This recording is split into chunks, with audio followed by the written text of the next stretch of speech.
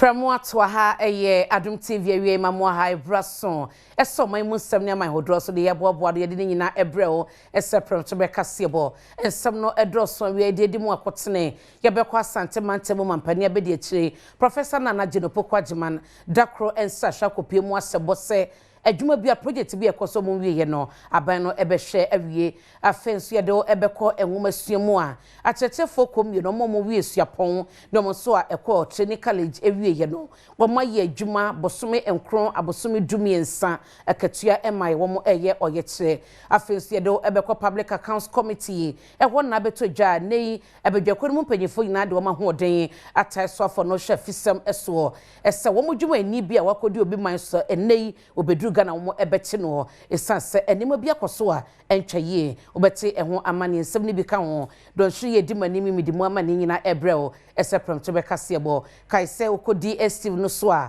Adom TV eye channel 280 na Go TV ye channel 119 AdomOnline.com dia kan ye de go abekenka bi amame edian me jeso ene abena pokoa a wenie mamu ahabiem me basisia na me de we kwa asante mantemu ene Professor Nana Jenopoko Ajiman wono ena oye mampani abedi akire wo man gana mu wode ne dakro ensa hwe akopie mu asante mantemu ni mu a wode bo hyatum musadwuma pino na ekoso wo mu enwieye ebi eyedwa wo so opese abena ni sodi hunu no adwedefo nya ba bi partner na wo mo ehan wo mo ti project bi omode wo saka na so obi kura hyase a onwieye no obehwe wiama wo Ghana mampanyi abedi akire Professor Nana Opoku Ajiman bepie mu asante mantemu a obo entoa ewu edwa ahodo a wo hwese wo bewie na ordinani akire mu emamponten crofroom swame ena afensu okoko wie na probo no ewo eyemanhia fikesim na nsema wo di tu Adom Kasee nim no akire mu se wo behwe se eye common fund a ewo honum no wo mo de bayi boa ma adwuma ene edwa ahodo no wonum atimi asi munyina munim say eja de my office edimu ene eja ada ntesa minim say mema no so to ade wom eno so ye penisa na emom anka ye ka de anka beka say ma no ye office pa na sawo ba na hwe no say ma no ginigina ho ne banchi no go awiem na o sentin su pete kakra ma mi obeye den enti e be sere munyina momoa yen na ye nchekire oman ni yie ye shase ache anya hwe na sese soe se na nso de yaba enti ye be ne den ye nyina ye bebom say ye district assembly common fund say ye special fund say ye de wo he say nante na bebia emwa wo bia ya kwohwehwe ba na ye hwe say anke baba ha bio na edwa no ya kwaso ye bese ababio na anka ye wie na anka nya na enwachi ena Ashanti Regional Minister Frank Amwakohene enso ne Adom Kasee ebon komo no se wo kire mu se NDC amanyoku no ebehwe se edwa hodo a ewo so mo hyase si ene de empempeso akwakodu no wonum ebewie ni nyina tika about district ni nyina no ya ma me de na si form say ye make sure say emu 25% ye be committee ne de sisi adwa ahodo e wo district bi emu entina me gina hai me 43 districts no afi be ko na wie ye ne ya hye market ahodo maako 43 ase e wo asante mantemangwa Ghana mampanyi abedi akire Professor Nana Opoku Ajiman bepie mu asante mantemu ene na me sign de wagina mu asante mantemu hon mo Ebeneza eko edu wono ya ban krachepani a wasante achim central wodi wo manim assembly na hyase eye project bia wono so atiesi monten so akohwe se de enyuma ni nyina ekofa Municipal Chief Executive MCO wasante achim central Ebeneza eko edu e de atudwa se ne botai ni so obehwe ama ye project awodo assembly no ede sika ahyemu no etimi akontem na nkoba se ntwentwenso bia ebeba omu behwe se contractors awodo esese womu etuso anamon womu etimi aye bibia se ne empatemu ho enso ebeko nanim ye buy no nearly 5 months na year kwi right ye buy the two legacy project bebre akobako 24 ya takri ni nyina this month ending ye bewi na ya so ya started chip compound ye chip compound miensa afi ye chip compound miensa December ye be commission miensa eni nyina na ye two borehole so ye 28 borehole afoforo ne adada ni nyina ye overhead tank ni nyina boma 28 nti na ye kwa round ye me kohwe se contractors no site ye adwuma na Asante Achim Central Constituency Chairman ma NDC Amanyoko no Sumaila Ibrahim enso ebo MC na baso pa ne assembly no onyuma papa wo mo eye e de abo ampatem ho na pay MC fresh chairman 24 Asante Achim Central pese me ko expect the project amaje awa Asante Achim Central tibrana bebo machidom ne assembly fo nyina na yankohwe ampa ye start ye no project no bo ha in fact no kreni menka assembly no ho de but ajeminse say what the compare previous government yewura yakwa chetena so na wo hwe papa yi oba ye 1 year mbai de se boho chief company say just say akwan de em say ya mfa mbom de but ya nkodi nyina nanso de kakra na ko ye ne bridges waye e wo krom ha no in fact krabehwe na medewe ko enwomasuamu a chechefo bia womo no yakom yi no ebi mu womu a womo ewie suapon university ahodo ni bi ebi so ko colleges ankasa ho ne tete chechefo no ya womawie womo cheso machirade abosome enkro ne abosome dumiensa akatua emaye womo atwe aban emaye nteneyi omatie simontin so a womo ejinegina eho ye kire ede etia empedefo na yamane boni ensia na edi ekire yenko ne nche na fe wontwemfo ni kire yen petitions awodo anka to mo kire ne he no mo dia ko womawie womo kofia na so mo guso ewo ho nsia ma hai mejuso pokua sesia he na wugina de na ekoso sesia mejina eye finance ministry ena oye kire no omode ababedu CCA oye kire a omushaase edi free of transport ena ye na mua de kopie mu ewo eye Jubilee House omampani atenaye eho ena omudi kan ekoye omu first petition omu petition ekoma eye aban ke atenaye omu eye university graduate teachers ena eye college of education teachers a omu so omu wie 2022 na college of education teachers no omoye adwuma mbosome makomako dumien 13 months na yentua omoka na graduate teachers university teachers no so ekiremu omoye adwuma bosome makomako 9 months ta yentua omoka eno ho na omo se omo adi akira na aban di kan bo omo anhoba se IMF ebe ye ni fifth review senko ria na nka omo ahwe se omo betu omoka na omo ahwe ani mu a omo se omo atwan ya emma eni nti omo shafe ani de kan de ko Jubilee House na omo ko present omo petition ye maame Brigade O2 na ba be hia omo na oje petition no se omo so de be kwa akoma aban ne mpanifo na omo atoa so de abepie mu wo finance ministry na ye bedru ha se no so deputy finance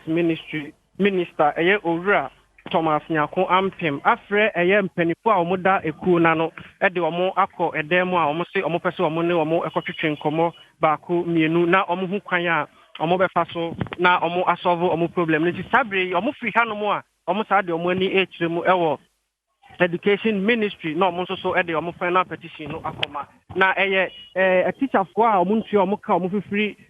enkro ahodo so be free voter e be free northern e be free Ashanti region na omo nyina abehyiam wo hanom a omo adesede ne se omo sere aban se bosome nkro ene bosome dumiensa omo akirade a omo nya katua no aban hwe no ntua omo kana arehosem a ewom kakra ne se yenuanom o sebi omo ani omo ya kakra ebinum so ewo mu a omo so de omo adesede to abanyanim nantie na edi free of transport ko pie mu o Jubilee House nante sa de be pie mu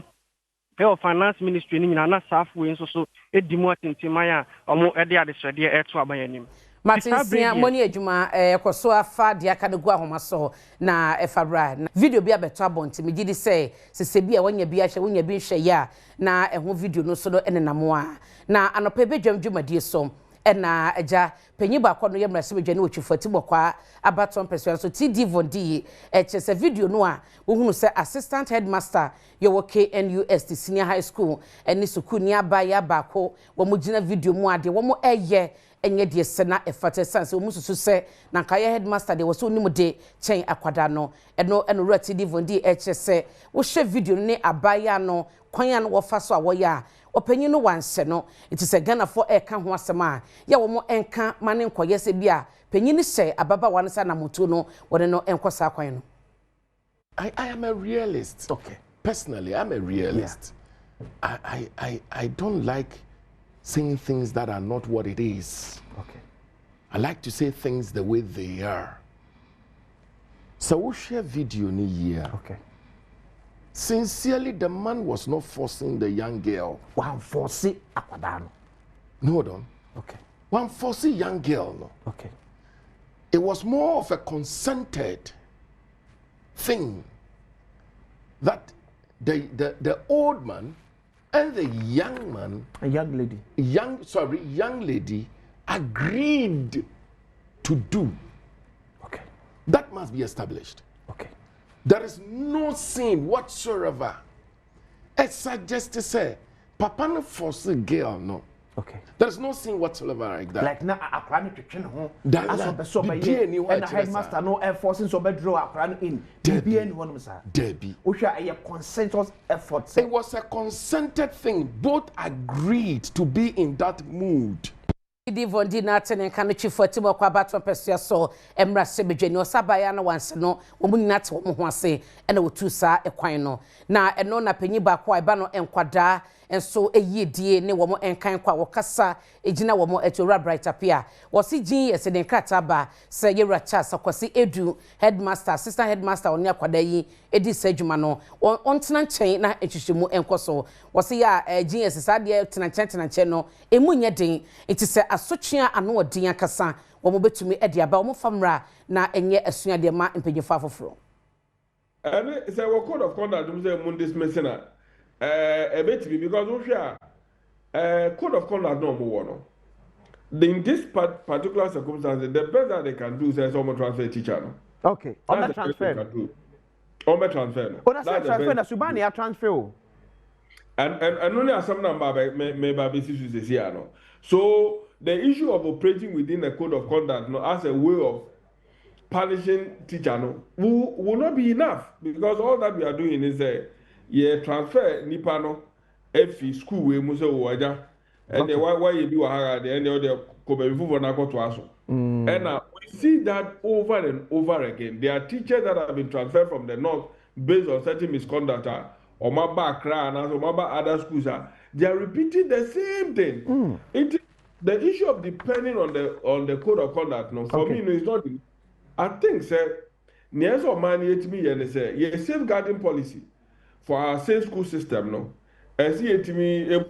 yet was na wacheche mu omampani John Dramani Mahama ekopie mu ewo UN wo mu ehye de kase a ekoso na okokasa ensema wokan niema wo bobo so ene de wo frɛ ye se ewiase nyina nyintum ese abibiman se fata se sa enipa nyina no yeso ebenya ba biatena ne ye kase ye no adrudwum eno na Dr. Mohammed Ibi Chambers kyerese no kranie mampani sem okokan ye nyina no ene ye wo de abobo no eboda do no so pe de wo so okan wan ye bi afim onya kukuduro eka nyina kama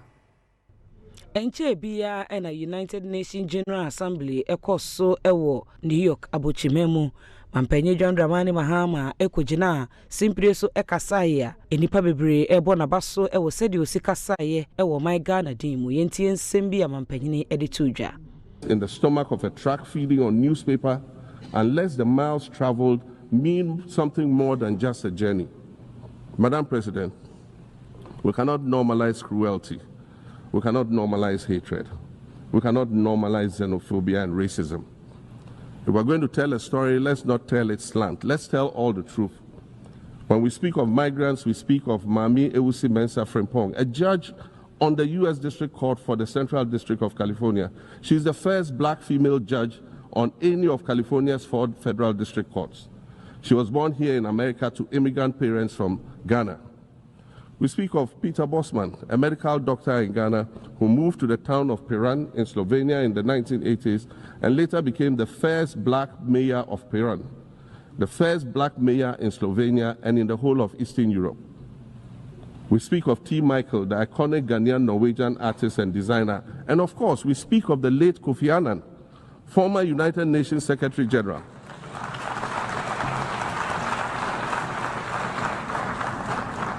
These are people who have brought great distinction to the countries that they decided to call home. Just as the migrants and the children of migrants before them did, I dare say these are not invaders. These are not criminals. Madam President, the slave trade must be recognized as the greatest crime against humanity. As the African champion on reparations, Ghana intends to introduce a motion in this August body to that effect. Isan said the Mampany si kasa yenti enipa bebre echra na ne kasa ni mu da ho ya wo ma Ghana trimupo ededie eno na African Union representative Emma silencing the guns Dr. Mohammed Ibn Chambers Abojon Dramani Mahama Abaso. So really it was a very comprehensive speech, long enough to cover all the bases, but short enough to keep everyone really interested in what he was saying. Free Honomo Aqua Ablikuma North Abato Empesiano so Bola Bia Gina Honomo Abosome any Enfibri best if you don't watch in Abatoja a sempany for to me to Tony Mama Yeka saying Malam a Jomo Honomo Sabola na Isum Hono or Majini in Aqua Nije Major de 4 one so a Equa Twadie no one wanted to impotemo. Any Ablikuma North Mensin Assembly Eddie exercise be so ewo Malam Market ni nyina ne se wo de hwese edwom ha sei ahonedi hu nsem betumi ejina na so brane ne wo bepiem wo e Malam Market hanom se ya eye bola bia esi abronsan ewo hanom obi nim mfie dodo anase bosome dodo a bola yi awo hanom se nanso se be na omanfo ebetumi anase omanfo pomode hu nsem ebetumi ejina na so nti Mensin Assembly afa to wonom ho so a wo hwese obetumi ayi bola we nyina edi afria ama omanfo ho pomode hu nsem so etumi ejina brane titiru omanfo obeto niama ene omanfo woto niama ewo hanom se na wasem ne se obepiem wo ha se ya omanfo wonom eto niama wo ha bola hu pe na wonom eto niama na wo hwe machi ase wo so obi su fie ewo hanom se obi nim se obi tewo anase obi entewa nanso yenya Mensin Assembly anase aban ka chepenin ewo hanom se ene ni nkomo bisa ne se aso ene ne ba yende wonom asigina ya wonom ede sa exercise we say ahyehyɛ so yenhwɛ munim mfie dodo a bola we say ewo hanom no ewo over 18 years me because since unim say abounding property obi fie na wajai yes you free hand over 20 years ne so bola here started here for about 18 years and I want to assure the general public say never should a time being say you benya heap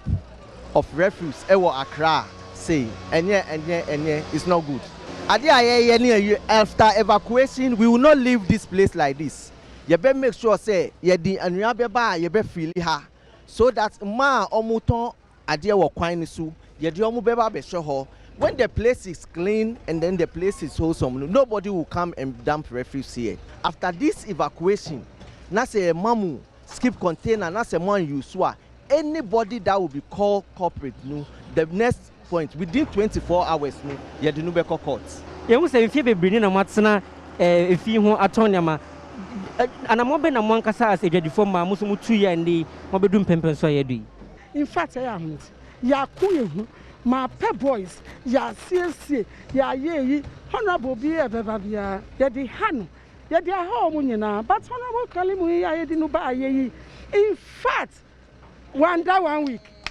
Once we started collecting, you can see cockroaches and rats coming out, which is a public health problem. Should they enter into the shop? We are sure they are already even in some of the shops. And then we have diseases that these ones spread, cockroaches. We have dysenteries that they spread. They contribute to a whole lot because whatever they carry, when they send it to their food, we are likely to get cholera, typhoid, and a whole lot. You say udi ejumadi mu ana udi ejumai mu tintimampa. Ade na wo so ye de boy ne ye hu sansa krai. Oh, me de sino mo kan nda se kese nkoma ye honorable ene ye mpeniform ahia. Ampa me tedi job ha na mbe hu baller no. Na me try na me Sunday Minister of Affairs local government. Na me send the deputy nso. And I me send the penny phone na me hu say so mo so aba be hu. But na man as mom kan say ache omo ka cho bia o meye ma omo. Omo nam ka cho me say Miss Mabeka hu de ye beye. Enti se na wate e de afiri eye ye ma me no ne papa no hi e ho no wono mo eni ajepa se mpanyifa ba be sa adwuma we sei e de ama wono mo wonyina so e hyebo se wo be se bola yi a wono mo ba be ye afiri hui wono mo ebedi ni wono mo ntu na ngu basa basa bi enya bola yi nkwa na wono mo yi owi a wono mo e basa ye fumigation exercise e wa hanom se se ne be ya ahone de nsem e wadwane mo betumi egina brane me me de nsem ye chiri Adom Kasee me de ni Selasi amu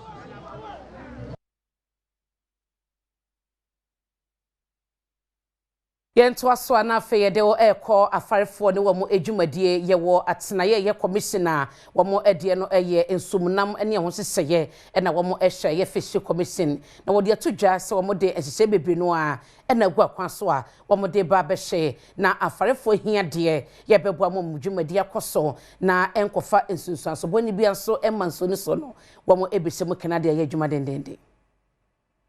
Deputy Executive Director the Fisheries Commission, Professor Bechi Esidu Ene Edi Atudwa say commissioners in Kintampo say awodo a fish pharmacy ekomu ewo mayi mu no obitimi ne hihye egu ekomu sane ebe ya obeso ano ama wono mo na atumi abomo onwuma wodi ewo mayi mu no etumpon what sansem we to dwa wogo so wabra of Regional Fisheries Commission edi wono mo fish fair dwumedi hihye so wo mantam no emu mo ha kakra ya omo wono eye aduane no bo no ye de mo no ase ne bo na din kakra ti ya yese ye friend say ye hwe aduane foforo a yebetimi de ama omo a ye hwem homemade feed no san so a creative platform ya oba Africa akrampa info page for a creative platform ntini hia ne say o fish farmer no ube register no wa log in na obetimi use mobile phone krampo no na bi obi wo Ghana ha ba bia wa chance mo fishy e be say your friend say pan baako me ton mo go so na o de wato na de wamumu no amumu sika no de amount Ebra wo hwe senior fish farming ejuma eko so ewo afomantem ne mu na regional director the Fisheries Commission Dina Obo bi sechibia ede to Adom Kasee enim say it is a way na wonya me change no say value addition it me add value to so na wanya ko eno achi no ye de heya ye we e be ya ama ye piafo se ne be ya abri biara market day e ye Wednesday e wo room ha it is a do market day a se open am fresh open say ya ya toast open say ya roast open say ya ye biara no e ba ha obenya biara eno ni bukai ti a ene de ye di seduma kwa kopemu ewo Kintampo de dodo na enim se ka Kintampo a oman Ghana nyina ba bia ye mfinifini akasa ene Kintampo na se woyi mampane dada Jonaje kumkufuo na breso a wo mo eyi akwan gu so eta so ema wo manfo no abesie ne wo mo ehunu bibiem akwan ahodo ho ni nyina no asei enam so ama ahemfo ni manfo bi wo mpotem wo assembly members wo bodi adesre atompanyifo no so wedie abroso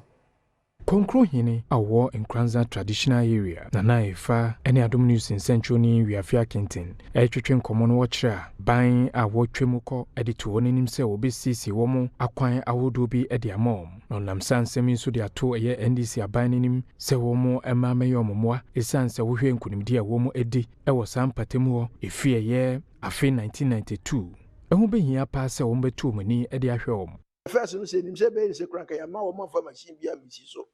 kase de na ya de tie na nanka ye maye o mo ana di machine be si so say ya as o ma se kwan no as se kwan no so wo hwe enhwe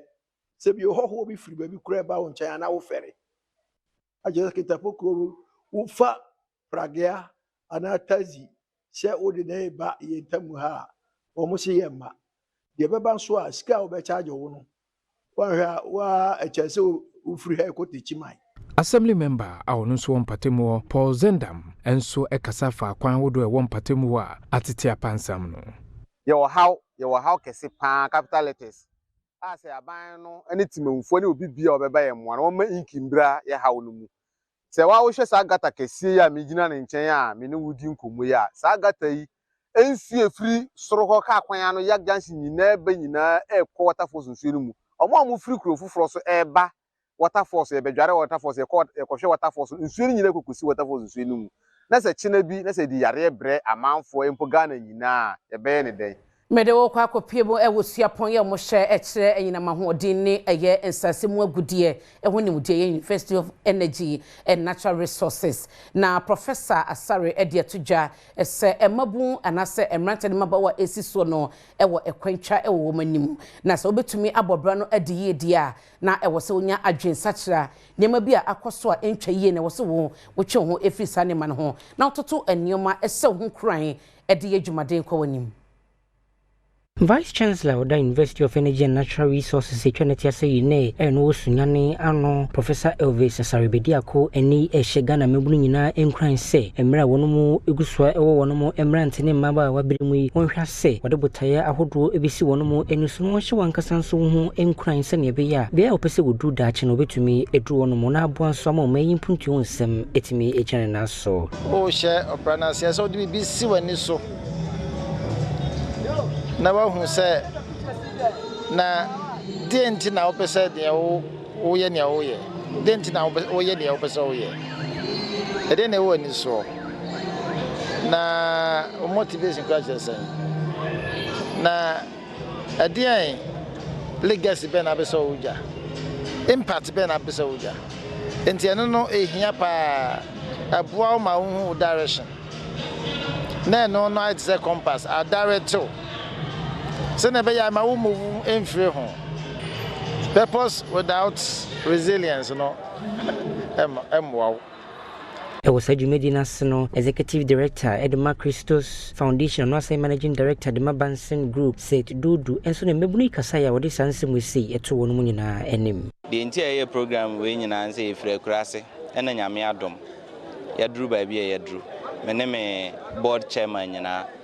na adeɛ baako a yɛnya ɛyɛ ntete anase obi a ɔbɛhyɛ nkran sɛ yɛbɛtumi ayɛ bibi wɔ wiase mu ɛyɛ adeɛ a yɛnuanom nyinaa ɛkɔm ɛnɛ ne nne mewɔ nkran mitumi hu many events a yɛyɛ ɛde atete mmabunu sɛnea ɔmbɛhu abrabɔ no sɛnea ɔmbɛbɔ no koraa but me kurom hanom no unhu event bi saa enti yɛbota nyinaa ne sɛ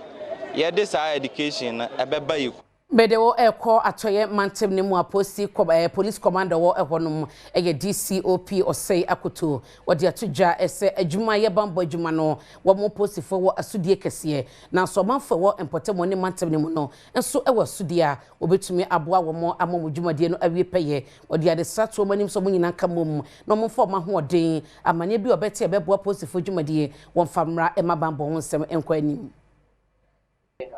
So the Attorney General respond to that. But as far as I know, SIC FSL was in a different situation altogether before all this banking issue started. So I'm glad you have written to the AG. So I don't want to say anything because of the knowledge I have. But you have written to AG. So we'll leave it at that and wait for AG to respond. But I must put on record that SIC FSL was in a different situation altogether before the banking issues, the debt restructuring started. So that must be on record. Yes. But because it's also a government institution, and as I know, that many citizens of our country have suffered the fate of the collapse of the banks, and many have not received their money. It's a big issue that is you don't have a straight answer to it until those are resolved completely. For those institutions to be able to pay back all their indebtedness, it will be very difficult for you to say that Gaming Commission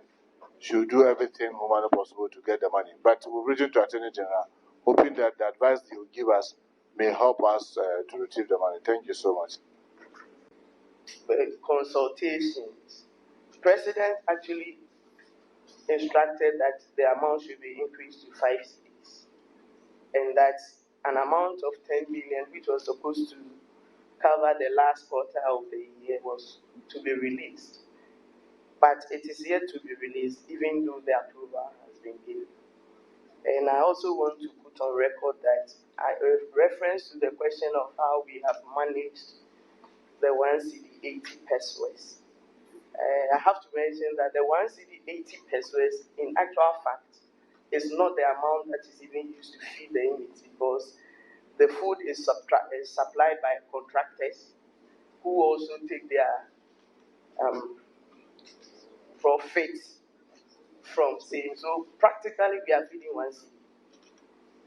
And so, as a directorate, we have come together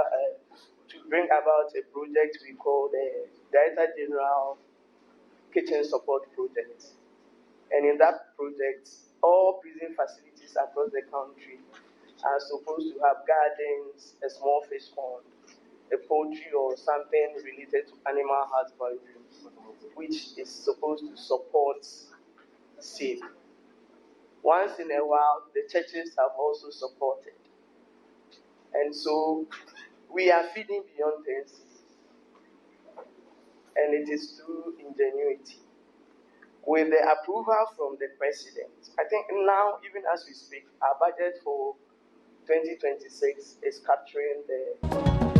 Medase so kame ho awie Adom TV Premtobre Kasee bo na oguso a wo hwe ne dia megye so ene abena pokua a wennie na medewo ekwato mantemu a DCOP osai akoto na oyato mantem no police panyin wodi atudwa sa wo hye sede efo bagudie tu ekosoro ewo honom na bonefosam enubone enom ene ade no ekonanimu a asudie so mbebo ban ne nyoba kofo adwuma tomanfo ni nyina emwa posifo na wontubi enye sa adwuma no mawo. Western Regional Police Commander DCOP Osei Kutu edi atudwa se abra posifo ebo no modern eye operations awodo edi ncheche ma omanfo sene bambo hu nsembe ko nenim no ehu behia se omanfo nso ebehwe na information womo ewo no womo de aboa aposifo yi na womo etimi akọ nenim. Dura area ha no police stations nshedani ha enti ama ya menu free axin and oba patrols every day. Into police station ya OC ebeboa ama ya station policemen ewa ha enunti na mitwa na mompa behwe me ba enso ne behu no very encouraging. Police station they are almost done. Quarters are police for na betna eno na omuguso a omusi na assurance say by December be ready enti enso ya boabo ya ho na ya operationalize station no. Kwemada awo jira banso enso de tudwa se ehu hia pa se womunya police station o hwe eye sese kwambone omanfo efa so etu egudie eye galamse ibia ene omanfo nso a womo enum no bone e wo sampatem ho. Police station baha obama aha awadwo the police station baha aha bodwo pa efide atotrasem no oso na dubone no supo kan bi dubone de ohom papa pa mo fama nkiti wonya wasese by 2 to 3 years time na mo fama nyina wasese okrom ha na mgidi de police fu ha ka we nyina obakofo efa yedru so eye Adom trotro ye kola pass hona prince o so siedu ewo awie nkoma a odie no se ye ka family planning se wo pese otete nkwada ni mana se wawo na pese wo twen kakra wunyanya hoboa se obanyim no wawo no ya na family planning no emma na eye ne dudu mu awie prince ebisa se die nti na mema no ye ka family planning na wo mo ejane ye nkoti nkomo ni wa ebedi nkomo se edie nti pa na eye ememuwa Omo eni enye eye family plan ho. Dr. Bryson our Ghana Health Service they are to just say eye family planning no ense say ye emankuto emema so enye bi. When you family plan we be mai. Family plan de mani ho because dem ma de ehun ya to be family planning. Ko ye na time no so omo ye family planning ke me ke yanwo ibe ka wo yanwo family planning de nya de be ma de say de we family planning. Family planning de mani ho. Wani nyihu se ni suromu anade ntina wani nyihu o nya ni suromu agya no mani nyihu se be ma de oba na say family planning be ma de ko family planning side de ehun ya de be ma be family planning na be ma e ka so ye family planning out here say me ti ase say bi a wo fo oba hun suro ti bi ko no ma de onko yi nsan by yana na ta na ntina ma awo etimi wu bebre na ko family planning de a be de watimi awo hun ya family planning de me de mani nyihu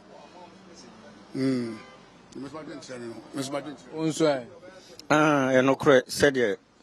me bra kan family planning no hwem di anka e depend yo nkofo bi ese nkomo de ye force omo ye den omo ye bebre na unse mema ne man bebre ya na won tem tete no ya na intimi enye said ese ye ntom timi wo bobo so bebre na nkwa ne hwenso no akoye problem our society ni mo so se ko ba ne sanso ana ma sitene mo ayede tinga hwem di family planning no enka ye de ba ruade ani mu de hwem pa de a enka enye ensem fata se nka oba oba ma kura nka ode bibi kan ho se awon semni ade no utwa so because bible kura ka se yenwone no te sempo anu anwa so se de na nanom ebe wi ase ba wu bebre se de na break no ebi wo 10 bi wo 9 7 bi kura wo bro sa mema kura de no mo cause no mtimi ware bebre but still no they were able to take care of their children and bibi ani a fine dey ba e be depend ye wonkofo bi eso mo dey family planning or your bem or your bow ese o consider no ye so what here because they say we are say konanim and they said it one ototom body akura no wadi bibia is the same ni bibia konanim so ndi nkebeya your particular people bi anka we feel say omo dey so omo ye family planning and ye wonkofo bi a and say so omo ye because sadia no facilities na nyoma o na say awche ni wa award ye what here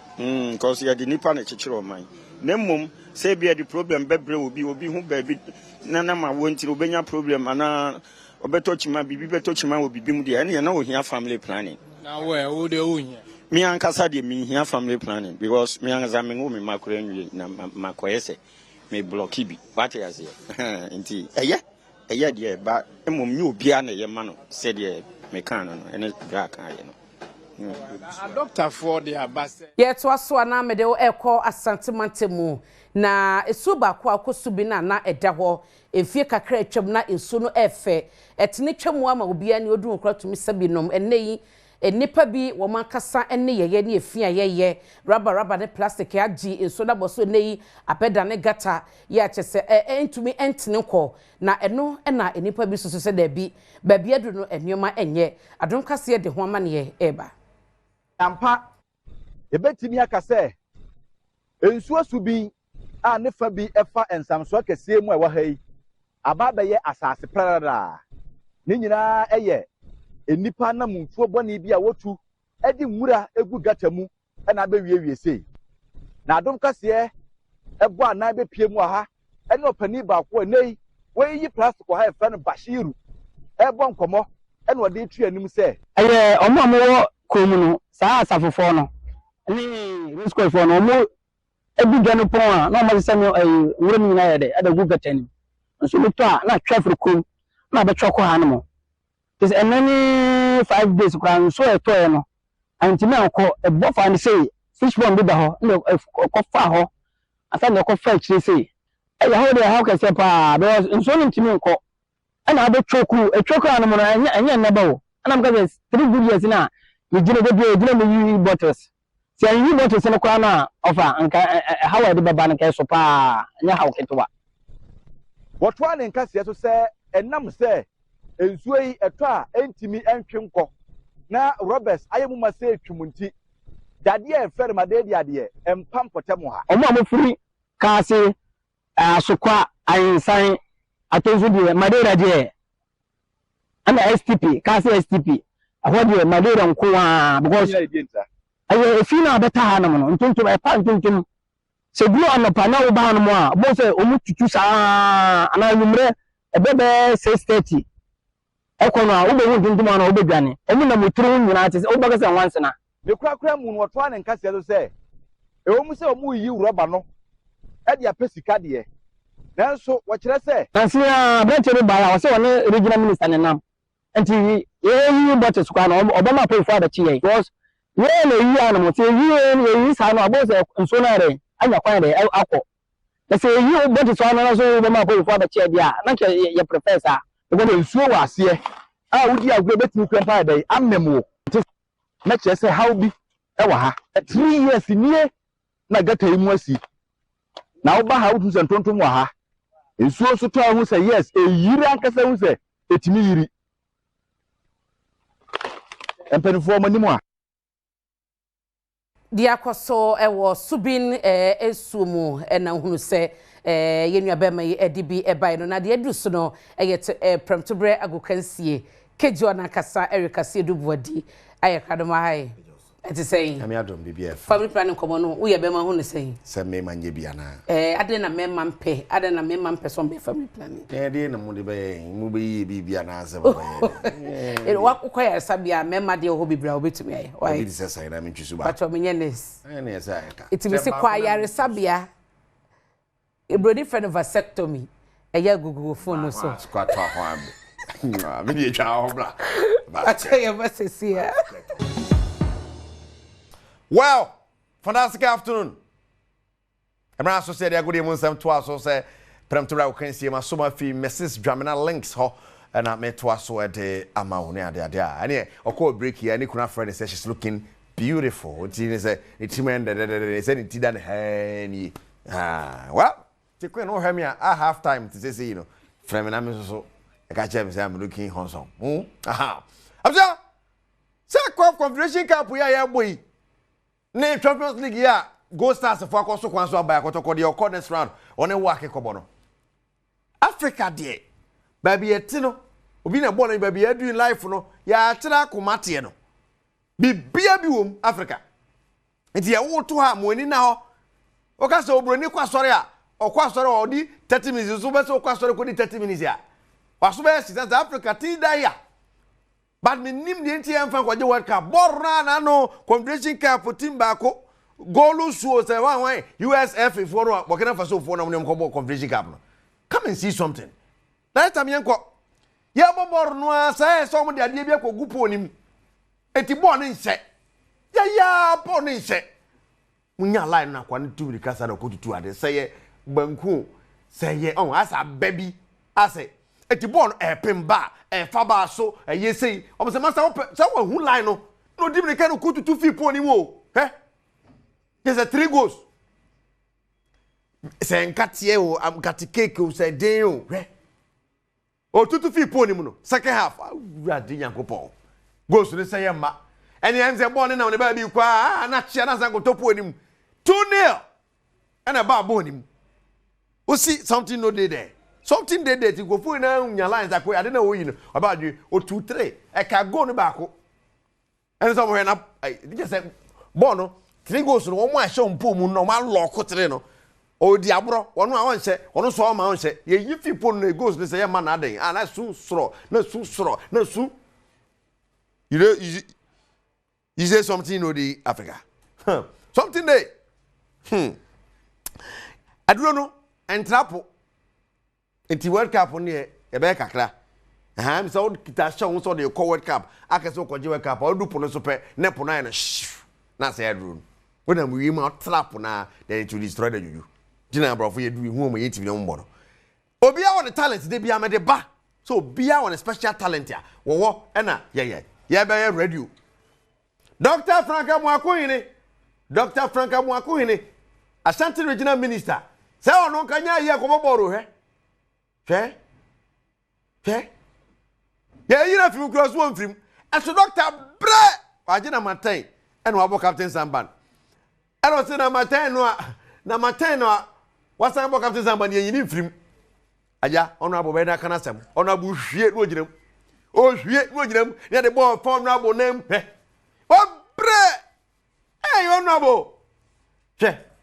Almost in the walk is requiring a form. So now, it's honorable Fimwe. I say, hey, Quachi, Tao, what they know from Sani about Boria, your bomb tree.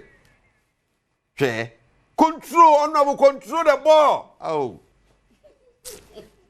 Tio said and saying our age, we're going to call the young age mono, then commit me up Bobo Park and the gun and a 17 could Jimua. And yes, I'm get to a cry. It's honorable, yeah. I don't know what Pani, why? Na yo Ashanti Regional Minister, ja bor mo mbeti nya bol. Cause here ma bor fa moto media. Ehupa. Di me de besi na ma jamu di ama Mrs Links na what was so say Tuesday di am nche me bo quick area ti me jadi ama Mrs Links no what was. We dey cage one kasa Kasee. We obeba no smale ni kru na friend. Na anigi semo no nyumtuni a efre no kidi ede enyum foforo aba abonte efre no gymnastic ya ofeature Kojo Black and Olive the Boy. Hey, what's up, guys? Your boy Kiddy. Into my new song Gymnastic. I mean, it's not new, but it's still new. Gymnastic out there features Olive the Boy and Kojo Black. You know, Gymnastic, the name speaks for itself. And you know, we ride gym, you know, one of my there. So, and I featured Olive the Boy and Kojo Black because these two talents are amazing, two talents coming out of Ghana right now, doing amazing, super talented. Go check them out if you haven't. Kojo Black, Olive the Boy, superstars on Gymnastic. Out now. Love. Boom. Ti Kidi was say gymnastic no a banga bro for do a song. So the enyum no dru hon my be simple. Enti ya na wajebre na watwe enyum no dia meje so ene abena pokoa. When near ewe wo jebre hwemi a mada wasepa ama mo ene hwe me kwedie na kyese obradwumadie ye ko insira 104.5 na ye dia to so na enkomo a ye de ba no eja etato eti twen na ehwe bi AdomOnline.com de aka ne de go kenkan bi emame makrao